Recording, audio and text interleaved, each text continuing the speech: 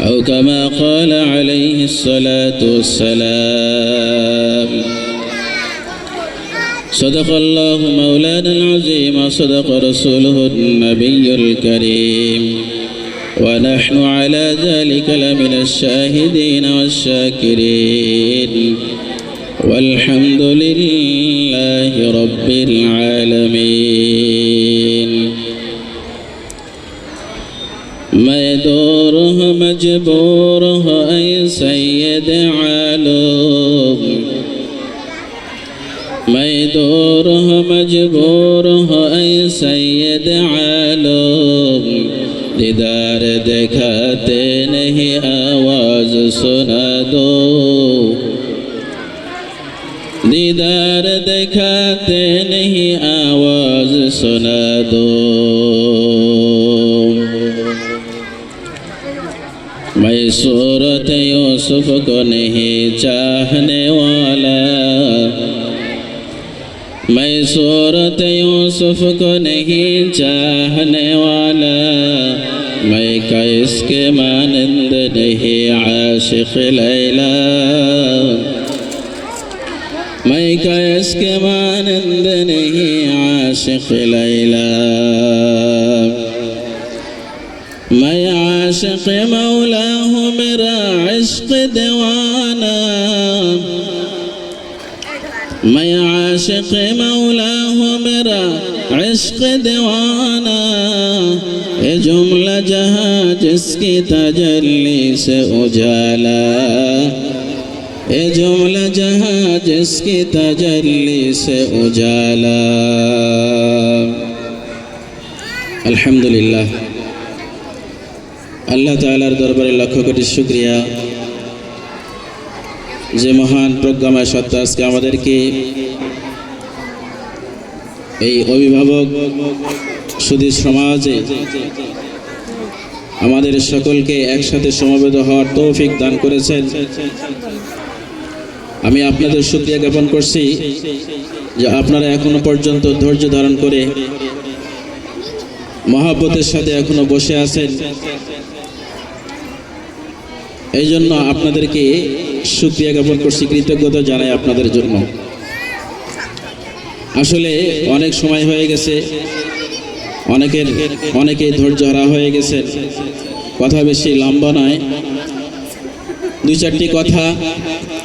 এটা হলো আত্মসমালোচনা, আপনাদেরকে পরামর্শ দেওয়া না। আমরা সকলেই যারা মাদ্রাসা কর্তৃপক্ষ আছে, শিক্ষক, অভিভাবক, সবাই আমরা আত্মসমালোচনা করি, কিছু বিষয় নিয়ে আমরা আলোচনা করি, যাতে করে এই বিষয়গুলো যদি আমরা খেয়াল রাখতে পারি, আমল করতে পারি, এই নিয়মগুলো মেনে চলতে পারি, তাহলে এই প্রতিষ্ঠানের জন্য ভালো, আমাদের জন্য ভালো, আমাদের সন্তানের জন্য ভালো।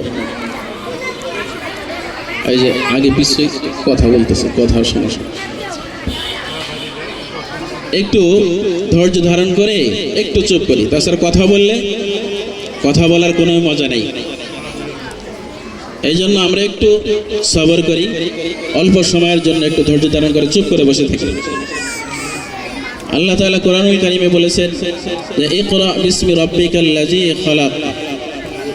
আল্লাহ তাআলা বলেছেন যে তোমরা সেই প্রভুর নামে পড়ো যেই প্রভু তোমাকে সৃষ্টি করেছেন।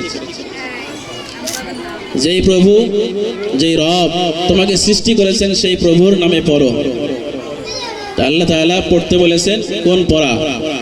বলে যেই পড়া তোমার প্রভুর নামে শুরু হয়েছে।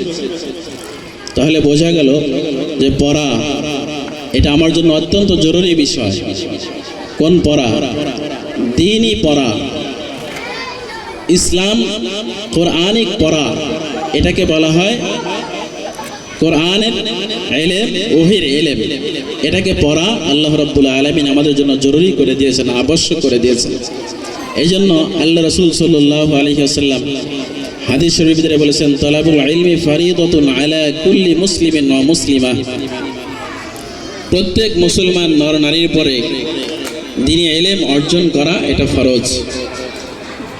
এই জন্য দ্বীনি ইলম যারা অর্জন করে এই কোরআনের ইলম যারা অর্জন করে, কোরআনের সাথে যারা সম্পর্ক রাখে, তাদেরকে আল্লাহ রাব্বুল আলামিন দুনিয়া এবং আখিরাতের ভিতরে সবচাইতে শ্রেষ্ঠ মানুষ হিসেবে ঘোষণা করেন। সুবহানাল্লাহ।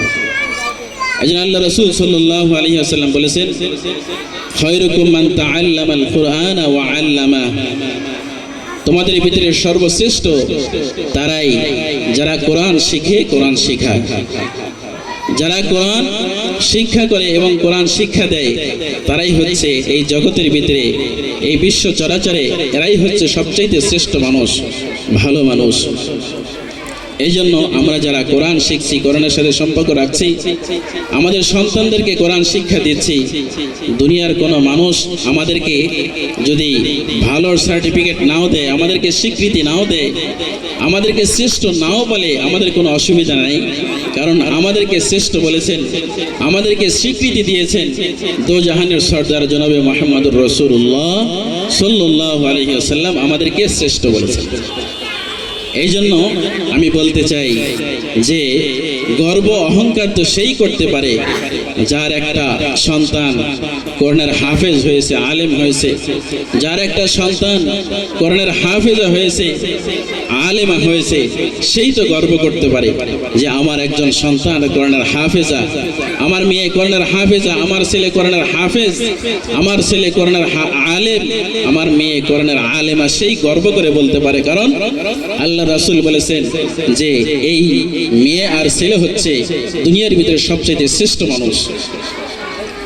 সম্মানিত অভিভাবকগণ, আমরা অনেক সময় নিজেদের সন্তানরা যদি একটু ভালো গান গাইতে পারে, অথবা নায়িকা, গায়িকা, ফুটবলার, ক্রিকেটার হলে আমরা গর্ববোধ করি, এটাকে পরিচয় দিয়ে বেড়াই।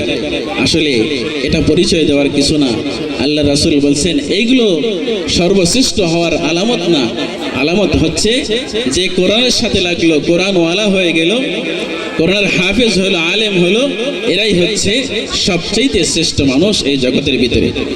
এই জন্য আপনারা তো কপালওয়ালা, আপনাদের কত সৌভাগ্য যে আপনাদের সন্তান এই কোরআনের সাথে লাগছে, এই মাদ্রাসাতে সম্পৃক্ত, তারা কোরআন শিখতেছে, কোরআনের আলেম হচ্ছে, কোরআনের হাফেজা হচ্ছে। এই জন্য অনেক সময় যার সন্তান এই কোরআনের সাথে লাগিয়েছেন, কোরআনের সাথে কোরআনের ইলম শিখাচ্ছেন, এর উসিলা করে আল্লাহ রাব্বুল আলামিন আপনাকে আমাকে আখিরাতের ভিতরে মাগফিরাতের ফয়সালাও করতে পারেন। আমার সন্তান কোরআনের হাফেজ হচ্ছে, মাদ্রাসায় এসে সে কোরআনের তালিম নিচ্ছে, এই যে আউযু বিল্লাহি মিনাশ শাইতানির রাজিম বিসমিল্লাহির রহমানির রহিম আলহামদুলিল্লাহি রাব্বিল আলামিন, সে শুরু থেকে শিখতেছে, এর উসিলা করেও আল্লাহ তাআলা আপনাকে আমাকে মাফ করে দিতে পারেন। এর নজির, এর উদাহরণ, এর উপমা, এর এক্সাম্পল অনেক আছে। যেমন একটা ঘটনা বলি, মনোযোগ সহকারে শুনি। বনি ইসরাইলের ভিতরে একজন ব্যক্তি ছিল, বনি ইসরাইলের ভিতরে একজন ব্যক্তি পাপী, নাফরমান। এই ব্যক্তি সারা জীবন গুনাহের কাজ করত, পাপিষ্ঠ ছিল, কিন্তু তার মনের ইচ্ছা ছিল যে তার বিবির পেটে যখন বাচ্চা আসছে, সে নিয়ত করছে যে এই বিবির পেট থেকে যখন বাচ্চাটা, সন্তানটা জন্মগ্রহণ করবে, তখন সে এই ছেলেকে কোরআনের হাফেজ বানাবে, আলেম বানাবে। সে এই নিয়ত করে রাখছে। কি আল্লাহর কি কুদরত, এই বেচারা, এই পাপিষ্ঠ এই ব্যক্তি ওই বাচ্চাটাকে বিবির পেটে রেখেই সে ইন্তেকাল করে গেছে। তা ইন্তেকাল করার পরে স্ত্রী দেখছে যে আমার স্বামীর ইচ্ছা, অভিপ্রায়, নিয়ত ছিল যে এই ছেলেকে আলেম বানাতে, হাফেজ বানাতে, দ্বীনের দায়ী বানাতে। এই জন্য ওই তার স্ত্রী ওই ছেলেকে যখন মাদ্রাসায় নিয়ে গেছে, আর ওস্তাদ যখন তাকে সবক দিয়েছে বিসমিল্লাহির রহমানির রহিম, এই ছেলে যখন বিসমিল্লাহির রহমানির রহিম সবক শুরু করেছে, রহমান আর রহিম, আল্লাহ যে দয়ালু, মায়ালু, আল্লাহ রাব্বুল আলামিন যে দয়া দয়া করেন, মায়া করেন, এই ঘোষণা যখন ওই বাচ্চা শিশু দিয়েছে, আল্লাহ রাব্বুল আলামিন ওই পাপিষ্ঠ কবরের ভিতরে আযাবদাতা ফেরেশতাকে ডেকে বলছে, হে আযাবের ফেরেশতা, তুমি থেমে যাও, স্টপ হয়ে যাও, কারণ ওর সন্তান দুনিয়াতে আমি রহমান, আমি রহিম, আমি দয়ালু, আমি আল্লাহ মায়া করি এর ঘোষণা দিয়েছে। আমি কি করে আমি তার কবরের ভিতরে শাস্তি দিই, আযাব দিই? এই জন্য আল্লাহ রাব্বুল আলামিন বলছে যে আমি যদি তাকে শাস্তি দিই তাহলে এটা আমি আমার নামের সাথে মানাই না, তার কবর আযাবকে তুমি মাফ করে দাও। সুবহানাল্লাহ। এই জন্য আমিও যদি আমাদের সন্তানদেরকে কোরআনের সাথে সংশ্লিষ্ট করি, কোরআনের ইলম শিক্ষা দেই, তাহলে এর উসিলা করে হতে পারে আপনার আমারও কবরের আযাব মাফ হতে পারে। কি বলেন, পারে না? অবশ্যই পারে। তো এই জন্য আমরা অনেক সময় অনেক শিক্ষায় শিক্ষিত করি, দুনিয়াবে পার্থিব শিক্ষায় শিক্ষিত করি, কিন্তু এটাও দরকার আছে। কিন্তু আমি যদি কোরআনের শিক্ষায় তাকে আগে শিক্ষিত করি, এরপর দুনিয়ার পার্থিব শিক্ষায় শিক্ষিত করি, তাহলে এটা হলো পারফেক্ট শিক্ষা। এই জন্য অনেক মানুষ যারা শুধু দুনিয়াবী শিক্ষায় শিক্ষিত হয়, তাদের অভিভাবকগণ যারা তাদের সন্তানদেরকে শুধু দুনিয়ার শিক্ষায় শিক্ষিত করেন, এই সমস্ত অভিভাবকগণ দেখা যায় যে তারা যখন ইন্তেকাল করেন, তখন তাদের এই সন্তানগুলো তাদের জন্য কি বলে দোয়া করবে এটা তারা কখনো খুঁজেও পায় না। কিন্তু আমি যে আমাদের সন্তানদেরকে এই যে মাদ্রাসায় পড়াই দিচ্ছি, কোরআনের শিক্ষায় শিক্ষিত করতেছি, আমরা যখন ইন্তেকাল করব তখন দেখা যাবে যে এই সন্তানরা আমাদের পাশে বসে মৃত্যুর সময় যখন সাকরাতুল মউত শুরু হয়ে যাবে, তখন আমার মেয়ে, আমার ছেলে পাশে বসে সূরাতুল ইয়াসিন যখন তেলাওয়াত করবে, তখন আপনার আমার মৃত্যুর যন্ত্রণা সহজ হয়ে যাবে। এই জন্য সম্মানিত অভিভাবকগণ, একটা ঘটনা বলি, সেটা হচ্ছে যে এক ইমাম সাহেব সে যখন জানাজা শুরু করছে, জানাজা শুরু করার সময় এই এক সন্তান যার বাবা ইন্তেকাল করেছে, এই সন্তান হাউমাউ করে কান্নাকাটি শুরু করছে। তো ইমাম সাহেব ওই সন্তানকে সান্ত্বনা দিচ্ছে যে ভাই, সকলকেই আমাদেরকে দুনিয়া থেকে চলে যেতে হবে, কান্না করেন না, সবর করেন, ধৈর্য ধারণ করেন। তখন ওই সন্তান ছিল অনেক বড় শিক্ষিত, বাবা তাকে বিদেশ থেকে ডক্টরেট ডিগ্রি অর্জন করে বাংলাদেশে নিয়ে আসছেন। এমন সন্তান বাবার জানাজাকে সামনে রেখে কান্নাকাটি করতেছেন, আর ইমাম সাহেব তাকে সান্ত্বনা দিচ্ছেন যে ভাই, কান্না করে লাভ নাই, এই পথের পথিক আমরা সকলেই মৃত্যু নামক নীরব পথের যাত্রী, সুতরাং বাবা গেছে, সবর করেন, ধৈর্য ধারণ করেন। তখন ওই যে বাংলা শিক্ষায় শিক্ষিত, পার্থিব শিক্ষায় শিক্ষিত হয়েছে, এরকম কোরআনিক শিক্ষায় শিক্ষিত হয় নাই, বাবা তাকে বিদেশ থেকে ডক্টরেট ডিগ্রি অর্জন করে নিয়ে আসছে, কিন্তু কোরআনের শিক্ষা তাকে দেয় নাই। ওই সন্তান বাবার লাশকে সামনে রেখে বলতেছে, হুজুর, আমার বাবা যে ইন্তেকাল করেছে, এই জন্য আমি কান্না করতেছি না, আমি কান্না করতেছি তো অন্য একটা কারণে।